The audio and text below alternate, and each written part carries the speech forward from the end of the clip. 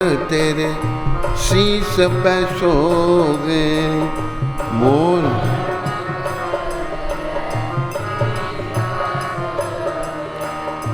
प्यारी बंसी मेरो मन मोहे, प्यारी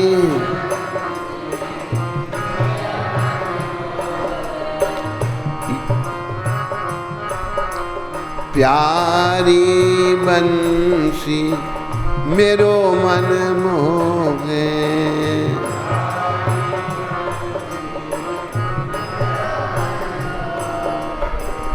देख छवि बलिहारी मैं जाऊं, देख छवि हे गिरधर तेरी आरती गाऊं।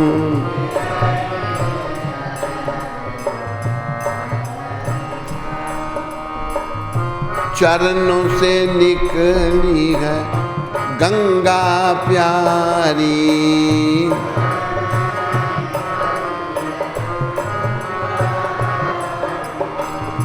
जिसने तारी दुनिया सारी।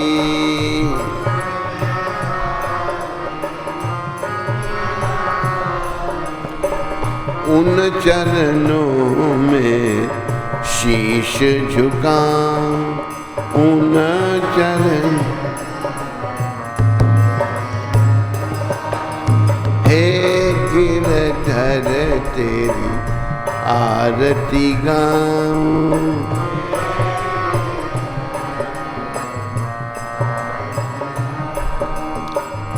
संग सोहे वृषभानु दुलारी,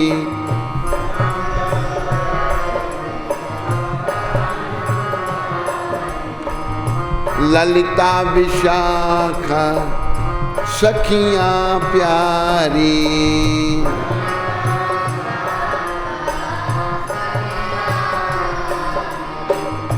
युगल छवि के दर्शन पाऊं, युगल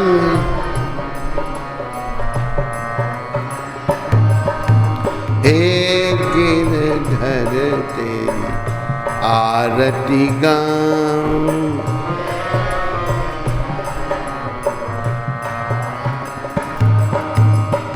व्यासदास के नाथ आप हो,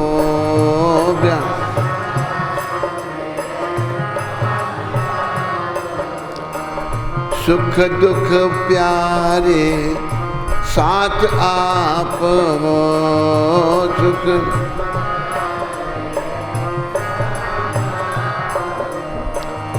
वास सदा वृंदावन पाऊं, वास सदा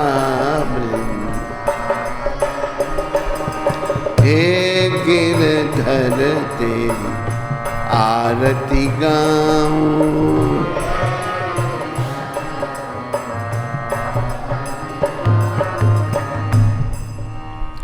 बोलो गिरधर भगवान की, बोलो मोर मुकुट बंसी वाले की,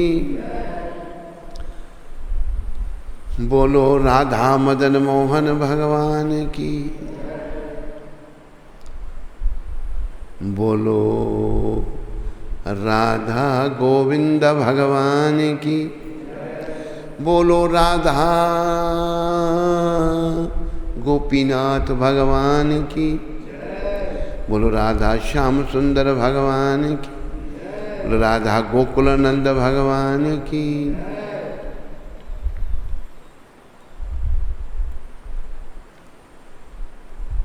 आज गुरुवार और 16 जुलाई आप सबका मंदिर में भक्तों का, इंटरनेट में सुनने वाले भक्तों का, माताओं का, सबका अभिनंदन, स्वागत और धन्यवाद। आज कामिका एकादशी है।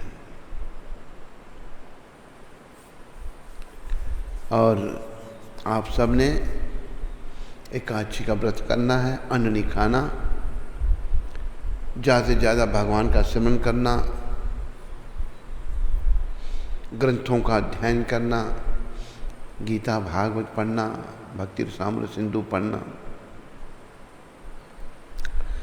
और आध्यात्मिक पथ पर प्रगति करना। एकादशी माता ये भक्ति देने वाली है। बस इनसे अपनी भक्ति वृद्धि मांगनी, मेरी भक्ति बढ़े, मेरा कृष्ण से प्रेम घटे, कृष्ण से प्रेम बढ़े और संसार से प्रेम घटे। उल्टा बोल गया मैं, संसार से मेरा प्रेम घटे और कृष्ण से मेरा प्रेम बढ़े। ये एकादशी माता से मांगना। तो आज श्रीला प्रभुपाद शिक्षामृत ये सैन फ्रांसिस्को में 16 जुलाई 1975 में गुरुदेव ने कहा था, यदि पति उच्च दर्जे का है और पत्नी पतिव्रता और श्रद्धालु है तो घर स्वर्ग है। आजकल के घर नरक क्यों बने हुए हैं?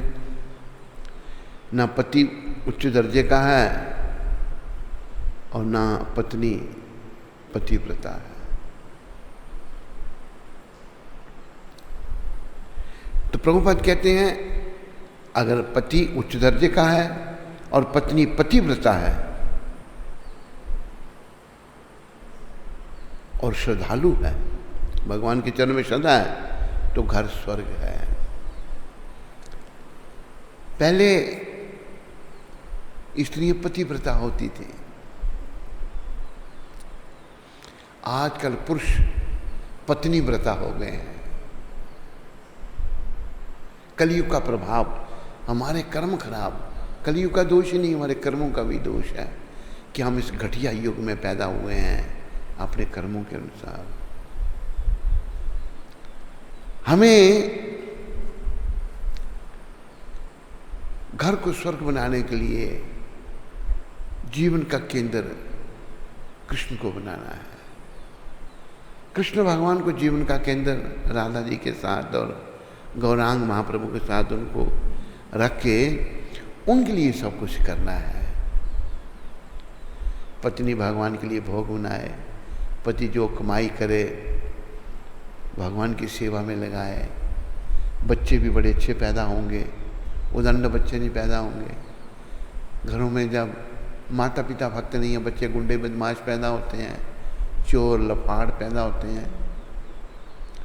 जैसे एक वकील है, वो कहता महाराज मेरे लड़के को आपने अभी स्वीकार कर लेना, इसको भक्त बनाना। मैं ऐसे ही लफाड़ हूँ, वकील खुद अपने आप को कह रहा है मैं लफाड़ हूँ, ऐसे ही मेरे लड़के को आप भक्ति में लगा देना। तो हमें हर घर को स्वर्ग बनाना है। अगर हम सब भगवान श्री कृष्ण को जीवन का केंद्र बनाते हैं तो घर स्वर्ग बन जाता है, नहीं तो घर नरक है, नरक का द्वार है। एक तो ये जो बीमारी चली है ना अभी, ये बहुत बड़ी नरक का द्वार है। क्या? हमारी श्री से माता कहती थी लव मार्च, लव मैरिज नहीं कहती, लव मार्च। ये जो लव मैरिज है ना, बेड़ा गर्क है। लव मैरिज जहाँ भी है कोई सफल नहीं है। एक परिवार संपर्क में आए, लड़ते ही देखिए आज तक लड़ ही रहे हैं बेचारे आपस में। बच्चे भी सोचते हैं कैसे ही हमारे बाप पढ़े लिखे हैं, क्या लड़ रहे हैं आपस में। कुत्ते बिल्लियों की तरह लड़ते हैं, लड़ाइयाँ झगड़े। अगर हम पत्नी को समझाते हैं, कहती इसको नहीं कुछ भी समझाते, मेरे को ही कहते हो। उसको समझाते हैं, कहते प्रवोक करती है मेरे को, ये प्रोवोकिंग करती है। बड़ी हालत खराब, घर नरक बना हुआ है। हमें अपेक्षा बड़ी है, पत्नी को पति से अपेक्षा है, एक्सपेक्टेशन है, और पति को पत्नी से अपेक्षा है। अपेक्षा जब है तो कैसे काम चलेगा। तो हमें भगवान को केंद्र बनाना है। ये लव मार्च, क्योंकि ये जो फ्री मिक्सिंग हो गई स्कूलों कॉलेजों में, लड़की लड़कियां इकट्ठे पढ़ने लगे। पंजाबी में कहावत है, मुंडे खेडन कुड़ियां नाल तो नक बढ़ान छुरियां नाल। बुरी हालत, ये अच्छा नहीं। स्त्री को हमारे शास्त्रों में अग्नि के समान बताया है और पुरुष मक्खन के समान है। जब मक्खन अग्नि के संपर्क आएगा वो पिघलेगा ही पिघलेगा। तो ये अंग्रेजों ने ये किया हम लोगों पर राज करने के लिए, लेकिन फिर भगवान ने देशभक्त भेज दिए, उन्हें बेचारों ने अपने बलिदान दे दिए। भगत सिंह, चंद्रशेखर, राजगुरु, इशफाकुल्ला, कई देशभक्त हुए, इन्हें बलि मर गए बेचारे देश के लिए, देश को आज़ाद करवा गए। लेकिन जो शासक आए वो धर्मनिरपेक्ष कोई धर्म ही नहीं, ये भी बड़ा दुर्भाग्य है। लेकिन एक सौभाग्य ये है, कृष्ण भगवान बड़े दयालु हैं।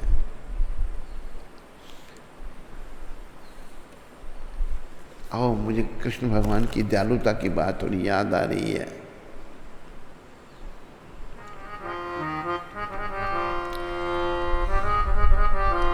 प्रभु जी तुम बड़े दयालु हो, प्रभु जी कृष्ण तुम बड़े कृपालु हो।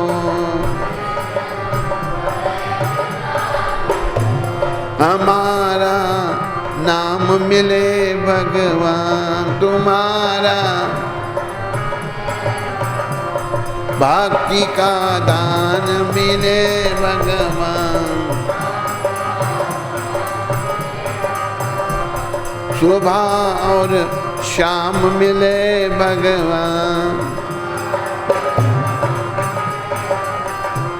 प्रभु जी तुम बड़े दयालु,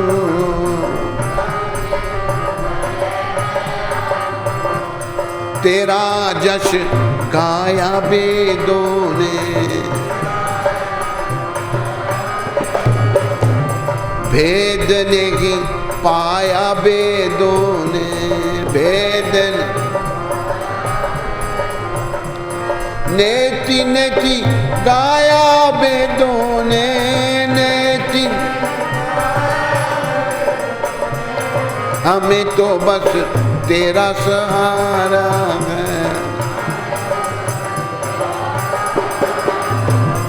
और ना कोई हमारा है। तू ही प्यारों से प्यारा है,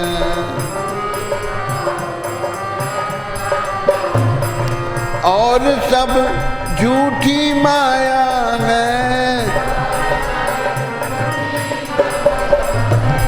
प्रभु जी मुझे क्यों बिसराया है, दास तेरी शरणी आया है। प्रभु जी तुम बड़े दयालु,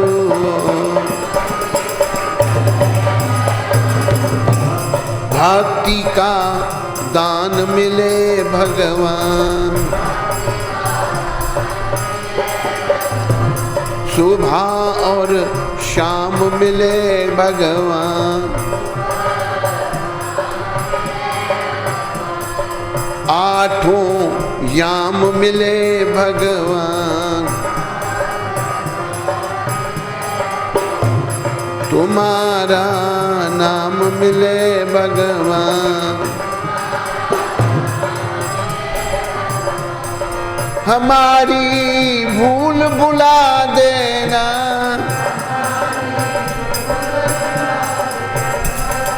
चौरासी लाख मिटा देना।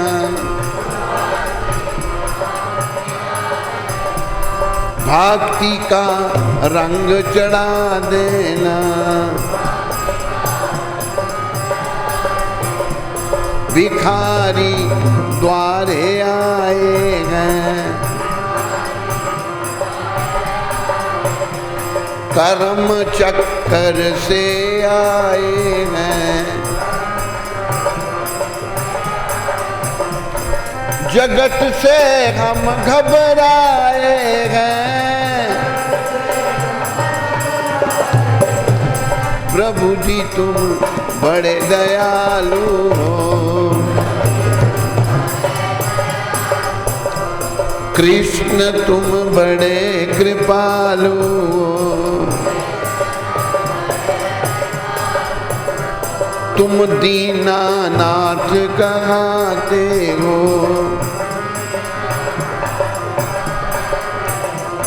पतित पावन कहलाते हो,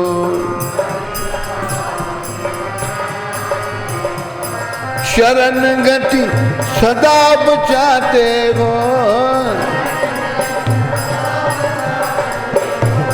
हमारे मात पिता तुम हो, कि बख्शन हार सदा तुम हो। हमारे जीवन धन तुम हो, भले हैं बुरे हैं तेरे हैं, तेरी माया से घेरे हैं। फिर भी हम बालक तेरे हैं, प्रभु जी तुम बड़े दयालु हो, कृष्ण तुम बड़े कृपालु हो। लगी मुझे बड़ी बेयादी है, ना पूजा पाठ समाधि है,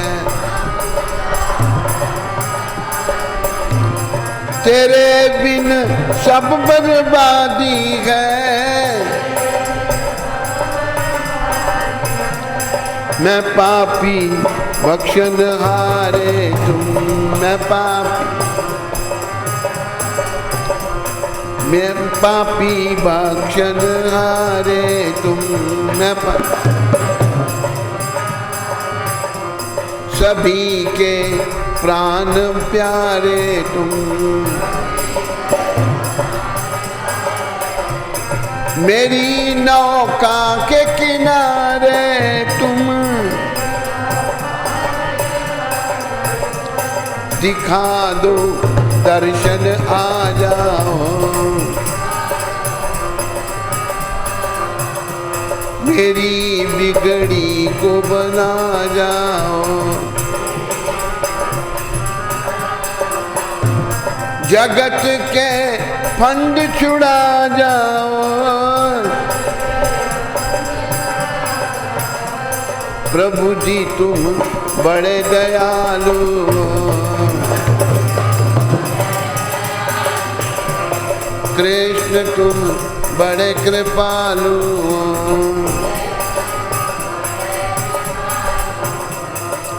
हरे कृष्ण कृष्ण कृष्ण हरे हरे, हरे राम राम राम हरे हरे।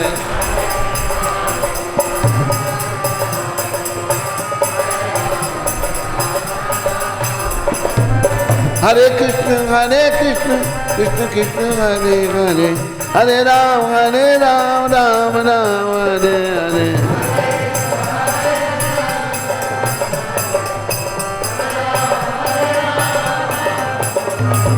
हरे कृष्ण कृष्ण कृष्ण हरे, हरे राम राम राम हरे हरे।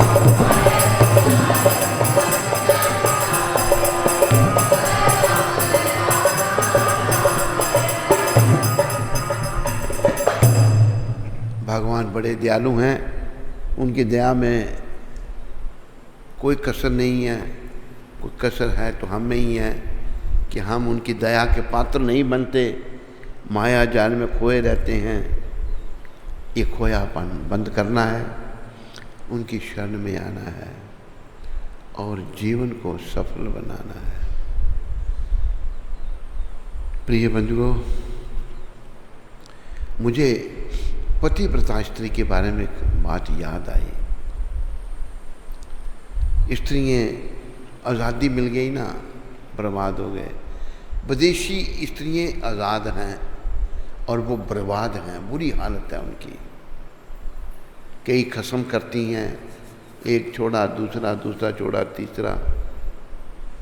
तीसरा छोड़ा, चौथा छोड़ा, पांचवा, खस्मों को बदलती रहती हैं। तो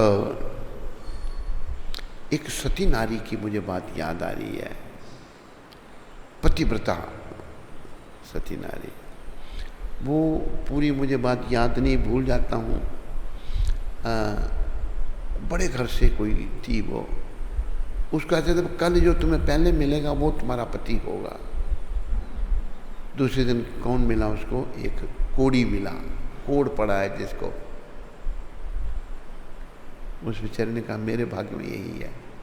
जैसे गंधारी माता धृतराष्ट्र की पत्नी, दुर्योधन की माँ, उसको जब पता लगा मेरा होने वाला पति अंधा है, वो भी बेचारी आंखों में पट्टी बांध रखी, जीवन भर पट्टी रखी, आंखें देखा कुछ नहीं उसने। ये सती नारी हैं। गंधारी का भी सती नारियों में नाम आता है। तो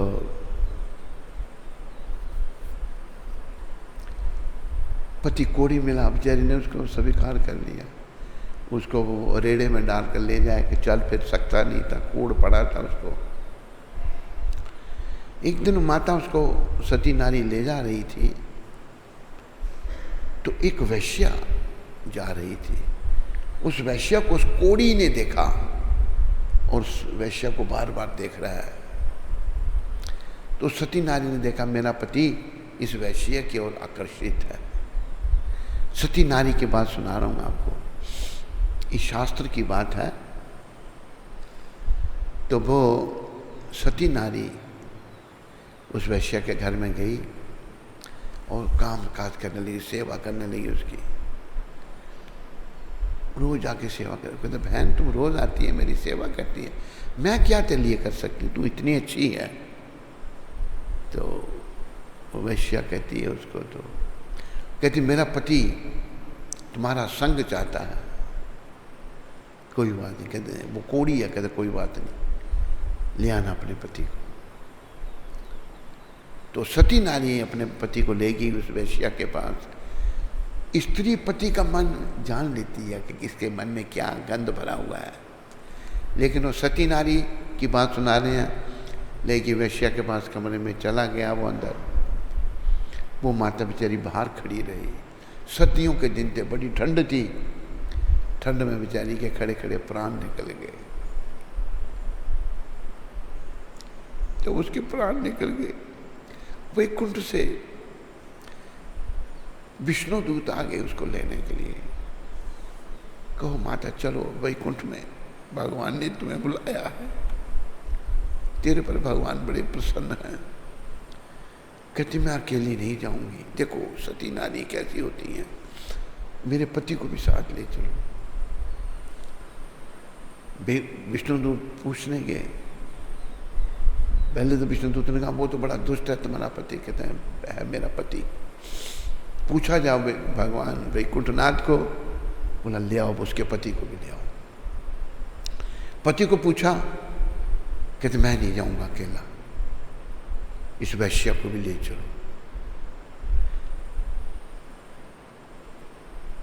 देखो एक महान आत्मा के कारण कैसे लाइन लगती है। फिर विष्णुदूत पूछने गए, बोला कि वैश्या को भी ले आओ। वैश्या को कहा चलो वैकुंठ। कहते मैं अकेली नहीं जाऊंगा, मेरे जितने खसम हैं सबको ले चलो। भले सब पापी लोग, दुष्ट लोग भगवान को पूछा करते। उस महान आत्मा के कारण, सती नारी के कारण सबका उद्धार हो गया। बोलो पतिव्रता नारी की, बोलो सती माता की। ये है सती नारी की शक्ति। सभी नारियों को सती बनना चाहिए। अगर कोई नारी सती है पर पुरुष उसको देखेगा तो आंखें निकल जाएंगी उसकी, बुरी दृष्टि से कोई देखेगा। बात तो बीच में आज कथा भी सुनानी है आपको, और भी कथाएं हैं। एक माता थी, बड़ी रूपवती माता थी, लेकिन भक्त थी भगवान की। तो मुसलमानों का राज था भारत में, 800 साल मुसलमानों ने राज किया। वो माता जो है, वो एक मुसलमान का जो राजकुमार था, उस माता पर आसक्त हो गया देखकर। उसने 2 उल्टा स्त्रियाँ भेजी, जाओ इसको किसी तरीके से जाल में फंसाओ। वो गई, रोज उसका सत्संग सुने तरीके से। दुष्ट लोग भी बड़े चतुर होते हैं। एक दिन वो सत्संग में देर से गई। कहते आज तुम लोग सत्संग में देर से क्यों आई? वो सती माता पूछती है। कहते आज हमारे गुरुजी आ गए थे इसलिए हमें देर हो गई। झूठ। कहते हमें अपने गुरुजी के दर्शन नहीं कराओगे? हाँ, क्यों नहीं कराएंगे? वो बेचारी महान आत्मा है, बड़ी भक्त है वो। तो आ गई, उसको ले करके घर में आके अभी यहीं थे तो दूसरे दरवाजे से बाहर निकल गई। इधर से वो दुष्ट जो है राजकुमार यवन, वो अंदर आ गया। जब वो अंदर आ गया तो उसने उससे दुर्व्यवहार करना चाहा। उसने कहा दूर रहे उधर। उसने जब नजदीक उस माता के आया, हुआ क्या? नृसिंह भगवान प्रकट हो गए। बोलो नृसिंह देव भगवान की। तो भयानक नृसिंह देव का रूप जब उस राजकुमार ने देखा, उसका पजामा हो गया, टट्टी निकल गई उसकी, और बेहोश होकर गिर पड़ा। होश आई तो चरणों में गिर गया। तो माता मुझे माफ़ कर दो, मैंने बड़ा अपराध किया तुम्हारे चरणों में। कहते आगे के लिए कभी ऐसा नहीं करना, तू नरक में जाएगा। तो सती नारियों में इतनी शक्ति आ जाती है। हर स्त्री को, मतलब उसने बुरा व्यवहार, दुर्व्यवहार करना चाहा, मलमूत्र का त्याग हो गया, भगवान प्रकट हो गए। भगवान रक्षा करते हैं। वो रानी रत्नावंती जो थी, वो बड़ी भक्त थी, राजा नहीं था। राजा ने रत्नावती माता के कमरे में शेर छोड़ दिया, भव्र शेर। वो इतनी महान। बोला नृसिंह देव आ गए, देव आ गए। शेर आके बैठ गया। उन्होंने उनकी आरती उतारी, उनको माला पहनाई, तिलक लगाया, प्रसाद अर्पण किया।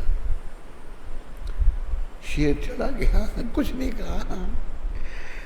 तो ये होती है भक्ति में शक्ति। और जिन लोगों ने शेर छोड़ा था, शेर ने जाकर मार दिया उन सबको। तो बस स्त्रियां भी चरित्रवान बने। पति की अगर बड़ी इच्छा है तो जो जो स्त्री पति की इच्छा करती है, उसके लिए हमने एक पति ढूंढ रखा है। जो अभी कुंवारी हैं, सोचती हैं पति चाहिए हमको, सामने तो कोई बताएगी नहीं, शर्म करेगी। पति ठीक है पर उसकी एक टांग टेढ़ी है बेचारे की, टेढ़ी टांग करके खड़ा होता है वो। जानते हो कौन है वो? बोलो टेढ़ी टांग वाले की, बोलो मोर मुकुट बंसी वाले की, टेढ़ी टांग वाले बंसी वाले की। उसको अपना पति बनाओ, वही हमारे पति हैं, सब कुछ हमारे वही हैं। और अपने जीवन को सफल बनाओ। स्त्री अच्छी बने। पति अगर भटका हुआ है तो अच्छी स्त्री पति को भी लाइन पे लगा सकती है। एक बार एक सती नारी वो धान कूट रही थी, पति आ गया। पति ने कहा मुझे पानी पिलाओ। तो वो जो धान में जो क्या बोलते हैं उसको, हमारे यहाँ मोला बोलते हैं, मोला, उसने बीच में ही छोड़ दिया। वो खड़ा रहा उसके अस्तित्व से। तो उसके घर में एक महात्मा आए भीख मांगने के लिए। सती नारी के घर में भिक्षा मांगने के लिए जब आए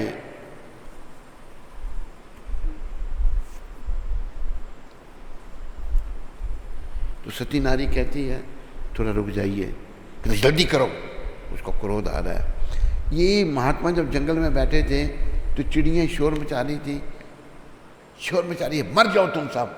सब चिड़ियाँ मर गई। इधर गुस्सा करने लगे। वो सती नारी कहती है, महाराज मैं चिड़िया नहीं हूँ जो तुम्हारे गुस्से से मर जाऊंगे। इसको कैसे पता लग गया? सती नारी में इतनी शक्ति आ जाती है। नारियाँ चाहे देश में है विदेश में है, विदेश में जो खास करना है, विदेशी नारियों की नकल मत करो, सती नारी बनो और अपने जीवन को सफल करो। माताएं याद रखें, भगवान ने गीता में कहा है, माँ की पार्थ विपाश्य ये पिशु पाप यौन या स्त्रियों वैश्यस तथा शूद्रास ते पी जानती परम गतिम। हे पार्थ, मेरी जो शरण में आ जाता है उसकी कितनी पाप योनि है। पाप योनि कौन कौन सी है? स्त्री, पहला भगवान, स्त्री, वैश्य और शूद्र। भगवान कहते हैं ये भी मेरी अगर शरण में आता है तो परम गति को प्राप्त होते हैं। कोई चिंता नहीं, कर्म से कोई स्त्री बना, कोई वैश्य बना, कोई शूद्र बना, अभी भगवान की शरण में आ जाओ और अपने जीवन को सफल बना लो। बोलो मोर मुकुट बंसी वाले की। तो आज कामिका एकादशी है,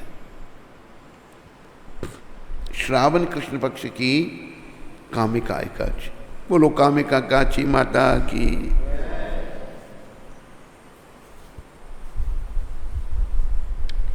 जब आप लोग मुबारक करते हैं, अच्छी तरह जय नहीं बोल सकते आप। बोलो कामिका काची की। ऐसे बोला करो, हर बार बोलना पड़ता है, आवाज नहीं निकलती। ऐसे जैसे भारती कुछ खाने के लिए नहीं देती इन लोगों को। मधुप्रिया, सभी भूखे रहते हैं, फिर बोलती कहती है, आवाज ही नहीं निकलती।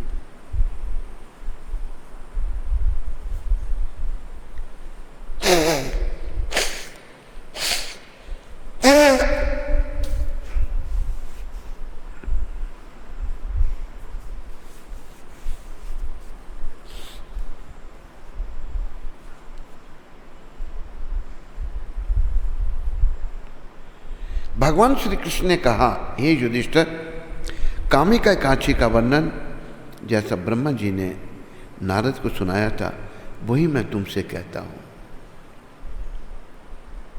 ब्रह्मा जी ने कहा, हे नारद, श्रावण मास कृष्ण पक्ष की एकादशी का नाम कामिका एकादशी है।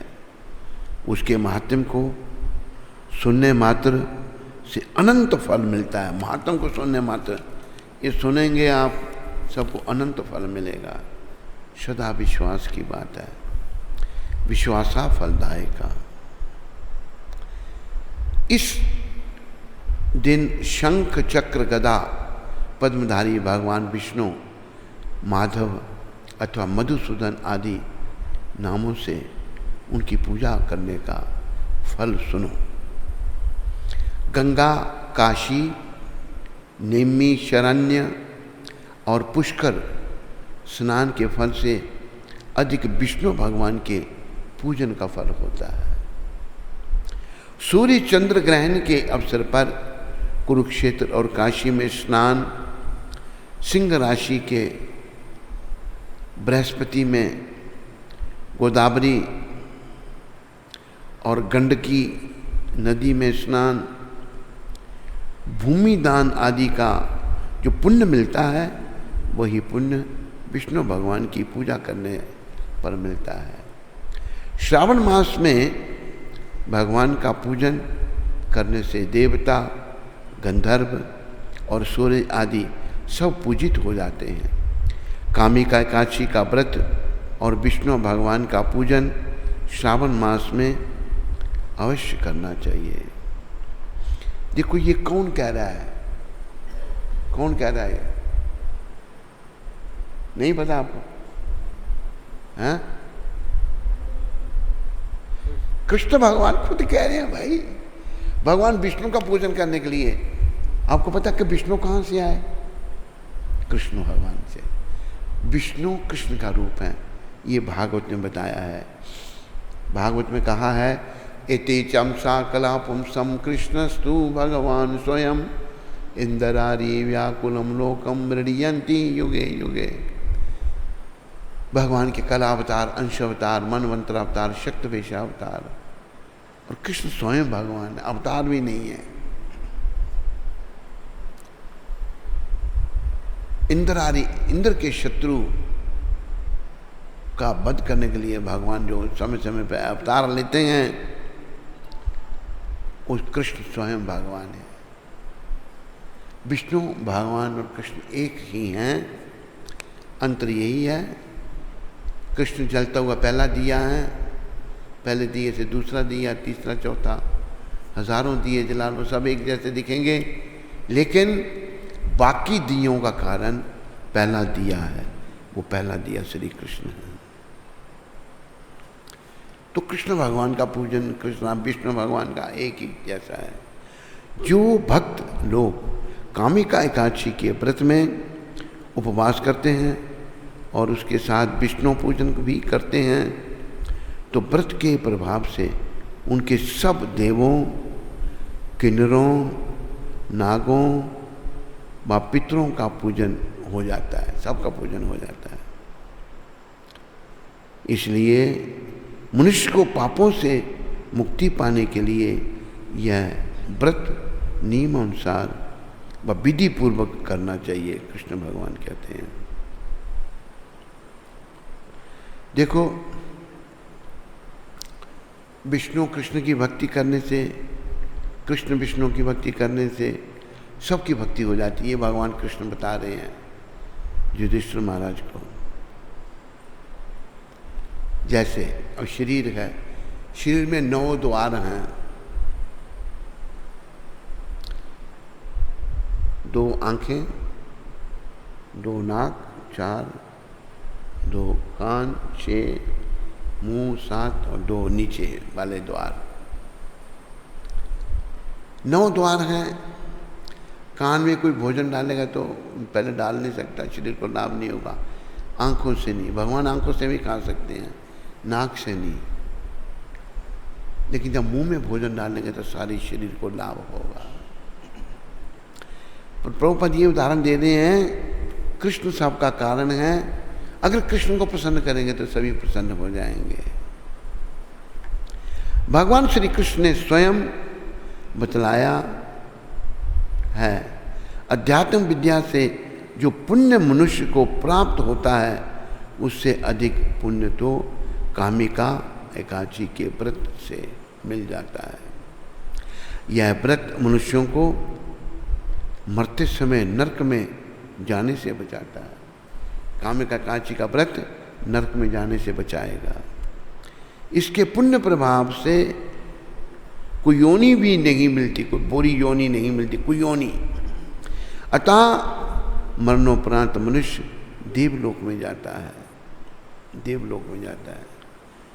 जो व्रती इस एकादशी का व्रत करते समय हुए भक्ति पूर्वक तुलसी दल विष्णु भगवान को अर्पण करते हैं, वे पापों से दूर रहते हैं।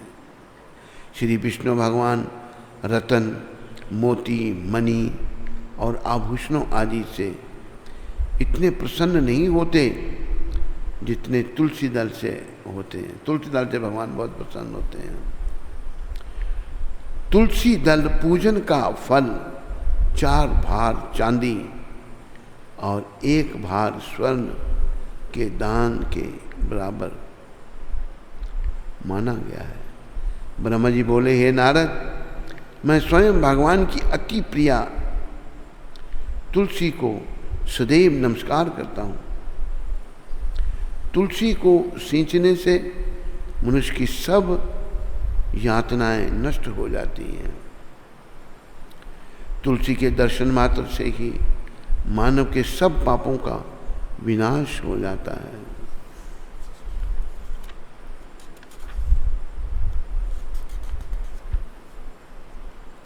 और शरीर से तुलसी के स्पर्श मात्र से ही मनुष्य शुद्ध हो जाता है। तुलसी जल के स्नान से प्राणी की समस्त बाधाएं तुलसी जल के स्नान से प्राणी की समस्त बाधाएं और यातनाएं समाप्त हो जाती हैं। जो श्रद्धापूर्वक भगवान के चरणों से तुलसी जी को जो अर्पण करता है वह भवसागर से मुक्त हो जाता है। बोलो तुलसी माता की। कामिका एकादशी को रात्रि जागरण व दीप दान करने वाले को प्राप्त पुण्य का वर्णन करने में स्वयं चित्रगुप्त भी असमर्थ है। अगर इस एकादशी को रात को जागा जाता है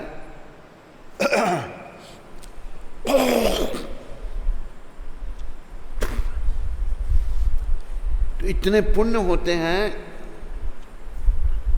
रात को जाग करके कीर्तन करना, सत्संग करना, आज की एकादशी की, कामिका एकादशी की रात को, तो चित्रगुप्त जो हैं वह भी उसके पुण्य का वर्णन करने में स्वयं असमर्थ हो जाते हैं। चित्रगुप्त भी असमर्थ हैं।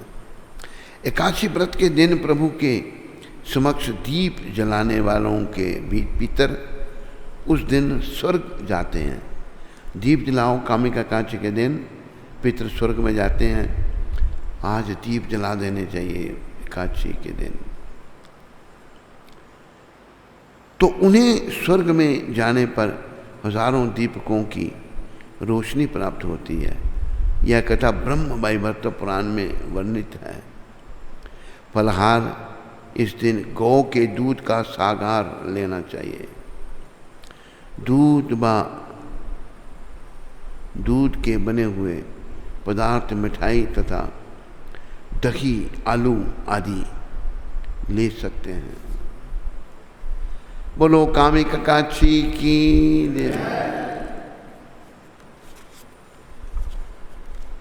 तो बड़ा महात्म है। आज कोशिश करो सभी दीप दान करो, भगवान को दीप अर्पण करना आज बड़ा पुण्य है। पितरों का उद्धार होता है आज के दिन, भगवान श्री कृष्ण को दीप अर्पण करना। तो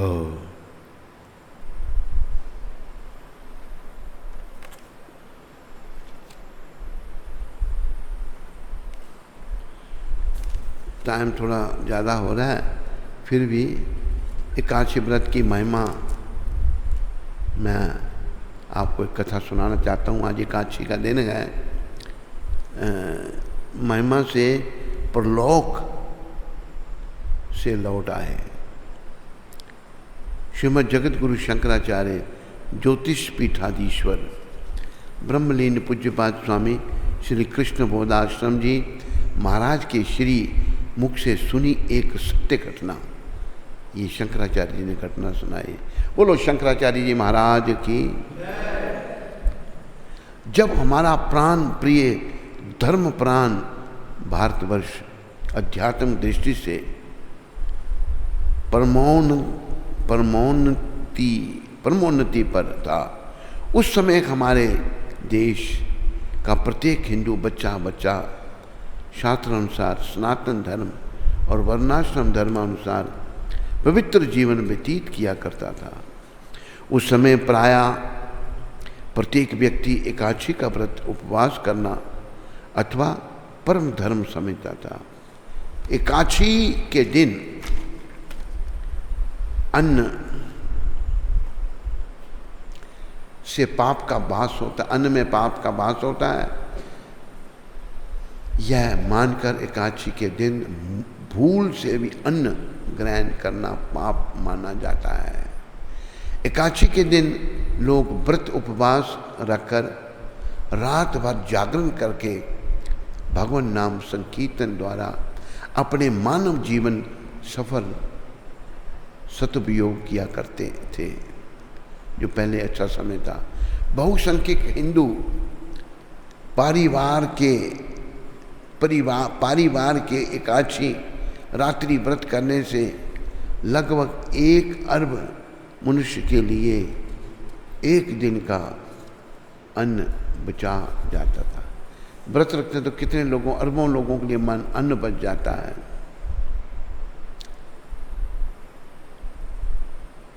अन्न बच जाता था।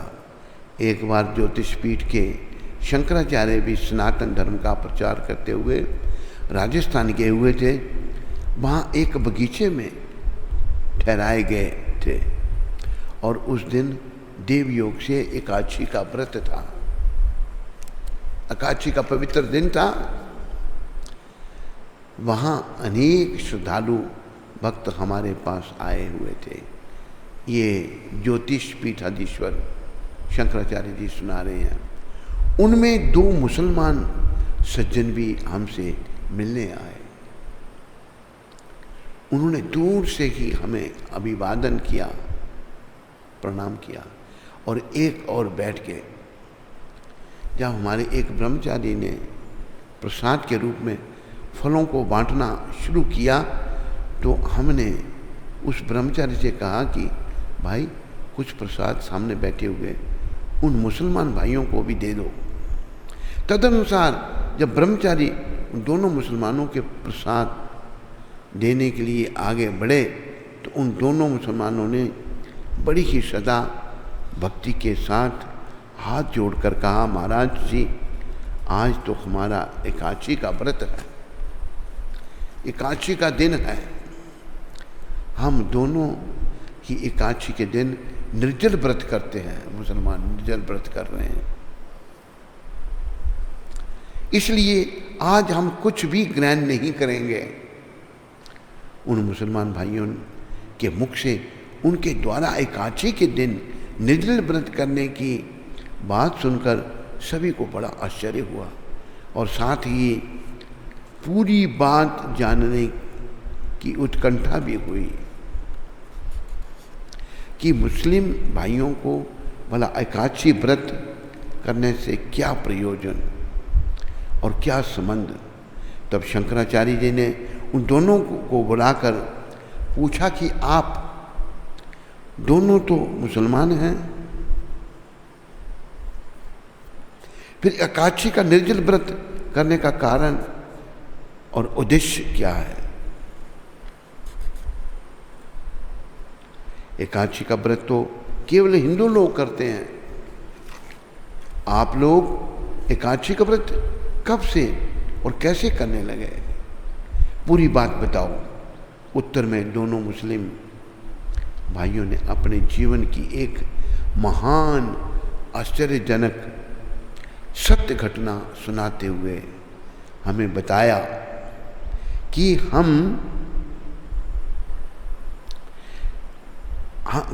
उन के द्वारा अनिच्छा से एकादशी के दिन नकली व्रत करने से किस प्रकार परलोक में यम यातना से उनकी रक्षा हुई। मतलब अनजाने में व्रत हो गया उनसे और उनको यमदूत ले गए, लेकिन उस एकादशी के व्रत से उनकी रक्षा हुई।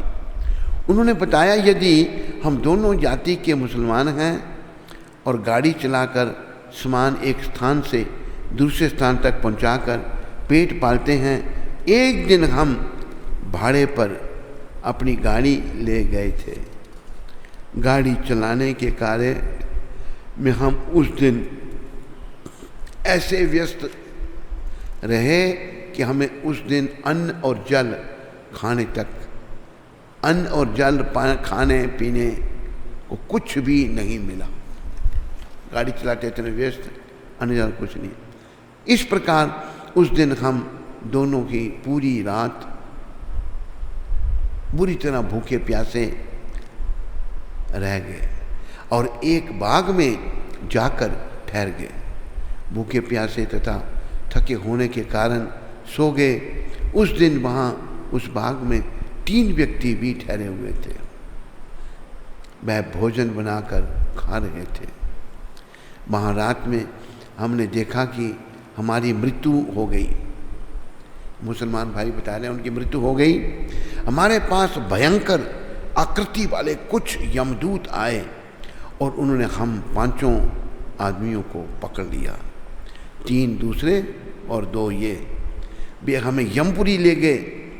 वहाँ हमने देखा कि सूरज के समान एक अत्यंत तेजस्वी राजपुरुष जैसे कोई एक सुंदर सिंहासन पर विराजमान थे।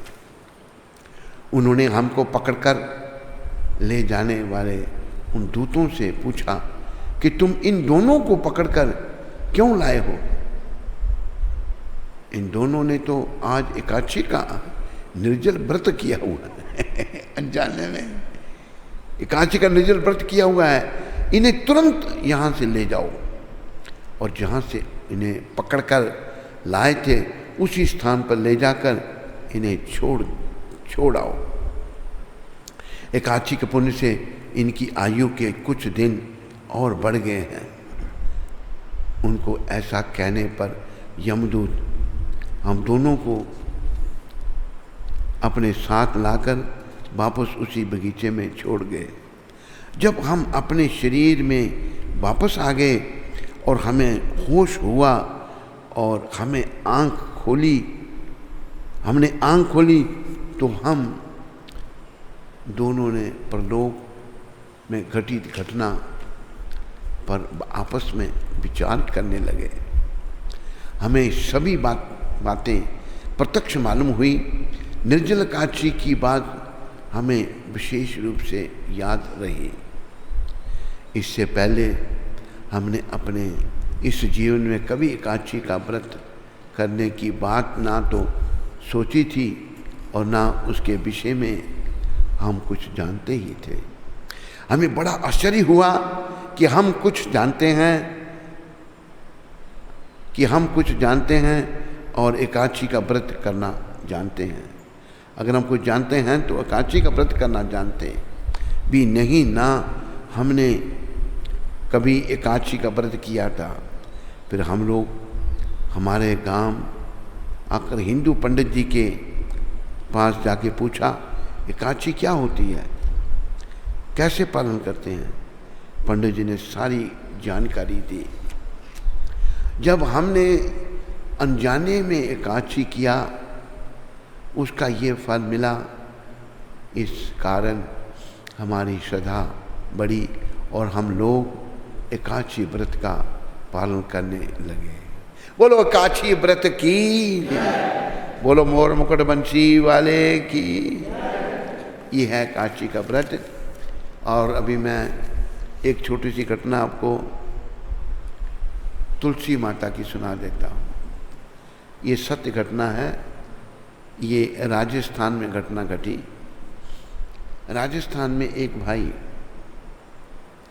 मुस्लिम भाई,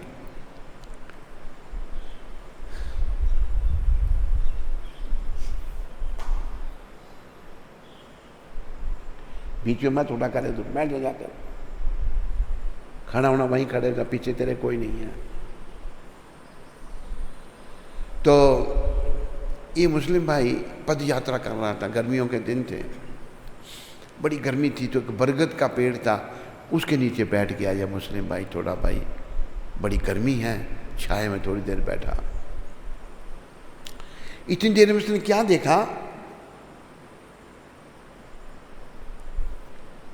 कि उधर से दो यमदूत आ रहे हैं। बड़ी डरावनी शक्ल उनकी, यमदूतों की बड़ी डरावनी शक्ल बनाई है, जो डर के आदमी घबरा जाता है। दो यमदूत आ रहे हैं और हम मेरे पास आके, मैं उनको देख के मेरा पसीना छूट गया और मैं बड़ा घबरा गया। मेरे पास आके वो खड़े हो गए, कहे तू घबराओ मत। यमदूत कहते हैं हम तेरे को लेने नहीं आए। कहते फिर वो देखो बैलगाड़ी आ रही है। कहते हाँ, उस पर जिसमें दो बैल लगे हैं और एक चालक है। कहते हाँ, उसको लेने आए हैं। कहते मेरे देखते देखते वो यमदूत उधर चले गए बैलगाड़ी की तरफ और बैलों में उन्होंने प्रवेश कर दिया। बैल पागल हो गए, सर मारने लगे इधर उधर और बैलगाड़ी उल्टी हो गई। बैलों के अंदर यमदूतों ने प्रवेश किया हुआ है। बैलगाड़ी जब उल्टी हो गई, अभी बैल बड़े बड़े लंबे सींग वो नीचे गिर गया उल्टा ऐसे, बैलगाड़ी का जो मालिक था नीचे गिर गया। जब बैल सींगों से मारने गए उसको तो पीछे हो गए, मारा नहीं। देखते देखते बैलों से वो यमदूत निकले और फिर वो आदमी वहीं बैठा सब दृश्य देख रहा है। वो पूछता है भाई तुम उसके लेने गए थे, क्यों नहीं लिया फिर आपने उसको? कहते उसने भाई बात ये है, वहाँ नीचे तुलसी का पौधा था, तुलसी का पौधा था, वो बैलगाड़ी का मालिक तुलसी के पौधे पे जा गिरा, उसके शरीर से तुलसी का स्पर्श हो गया। हमें आदेश अपने यमराज का जिसके साथ तुलसी का स्पर्श हो उसको नहीं लाना मेरे पास, इसलिए हमने छोड़ दिया। जब उस मुसलमान को पता लगा वो फिर वृंदावन में आ गया, उसने सारे शरीर पर तुलसी लपेट ली, हाथों में सर में सारे शरीर में तुलसी तुलसी कर ली। बोलो तुलसी माता की। यह कांची माता और तुलसी माता की कथा। इन्हीं शब्दों के साथ आप सबका धन्यवाद। हरे कृष्ण। सारे बोला करो बच्चों तुम खाते नहीं हो, कुछ भूखे रहते हो। हरे कृष्ण। बोलने पर चिल्लाते हो, ऐसे नहीं बोलते। प्रश्न तो आज कोई है नहीं है? चलो भाई कोई प्रश्न क्या है? गायत्री सोनी नागपुर से। हरे कृष्ण गुरुदेव, कोटि कोटि दंडवत प्रणाम। गायत्री सोनी कहाँ से? नागपुर। नागपुर से। अगर कोई फुल टाइम ब्रह्मचारी भक्त बनते हैं, अगर कोई फुल टाइम ब्रह्मचारी बनते हैं तो उसका फल सिर्फ उन्हें ही मिलता है या पूरी फैमिली को? मैंने किसी से सुना था कि अगर फैमिली में कोई एक भी भक्त बनता है तो उनकी 7 पीढ़ी तर जाती है, ये सच है क्या? कृपया बताएं। हाँ गायत्री माता, ये सच है। अगर परिवार में कोई भक्त बन जाता है, शुद्ध भक्त, तो वो सारे परिवार के लोगों को धाम में ले जाता है।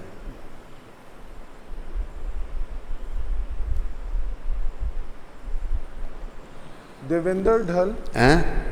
देवेंद्र ढल दिल्ली से। कहाँ से? दिल्ली। गुल्ली? दिल्ली। हरे कृष्ण महाराज जी, दंडवत प्रणाम। शुद्ध भक्त और शुद्ध भक्ति का मतलब समझाने की कृपा करें। शुद्ध भक्त मतलब ये है, उसके मन में कोई भौतिक इच्छा नहीं, उसके मन में एक इच्छा है कृष्ण प्रेम को प्राप्त करने की। वो भौतिक इच्छाओं से मुक्त है, वो सेंस ग्रेटिफिकेशन, इंद्रियों के तर्पण के पीछे नहीं जाता, वो केवल कृष्ण के लिए जीता है, कृष्ण प्रसाद खाता है और कृष्ण के लिए मरता है, सब कुछ कृष्ण के लिए करता है। वो शुद्ध भक्त है भगवान का। शिवानी मल्होत्रा। शिवानी मल्होत्रा अमेरिका से। Guruji, my health is getting worse, can you guide me how to do Krishna bhakti? I have 2 small daughters and a husband who does not understand me but yells at me, so please guide me to do jap the right way. Hare Krishna. Shivani Malhotra. Shivani माता, ऐसा है, अगर तुम्हारा पति या परिवार नहीं समझता, इसमें माता तेरे भी कोई कर्म है, ऐसे मिले तुम्हें लोग, लेकिन फिर भी तुम प्रयास करो भक्ति करने का, क्योंकि भक्ति ही जीवन है। किसी का कोई दोष नहीं, दोष तो हमारे कर्मों का है। जहाँ प्रहलाद महाराज को भगवान ने कहा वर मांगने के लिए, प्रहलाद महाराज कहते कि मैं कोई व्यापारी नहीं हूँ, भक्ति व्यापार नहीं है। भगवान कहते नहीं प्रहलाद, हम तुम पर बड़े खुश हैं, वर मांगो। तो प्रहलाद जी महाराज कहते हैं मेरे पिता को क्षमा कर दो। तो प्रश्न उठा, भी तेरे पिता तुम्हें इतना कष्ट दे रहे थे? कहते कौन किसको कष्ट देता हो, मेरे ही कर्म थे। प्रयास कर शिवानी भक्ति करने का, अपने कर्मों के अनुसार हम जहाँ भी हैं उनसे निकलने का रास्ता बस भक्ति है, कृष्ण की शरण है। बस हरे कृष्णा कृष्णा कृष्णा हरे कृष्णा। तो कलकत्ता से मोहनदास प्रभु और माधव प्रिया माता जी ने जन्माष्टमी की सेवा भेजी है ठाकुर जी के लिए।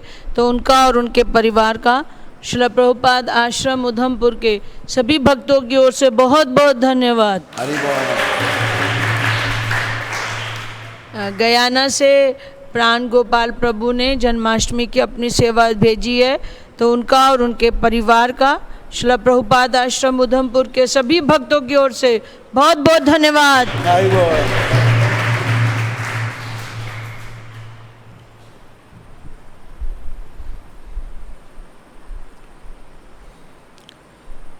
हरे कृष्णा। सत्संग चैनल पे चल रहे महाराज के कार्यक्रम के लिए शशिकांत पाटिल ग्वालियर से उन्होंने सहयोग दिया है। उनका उनके परिवार का बहुत बहुत धन्यवाद।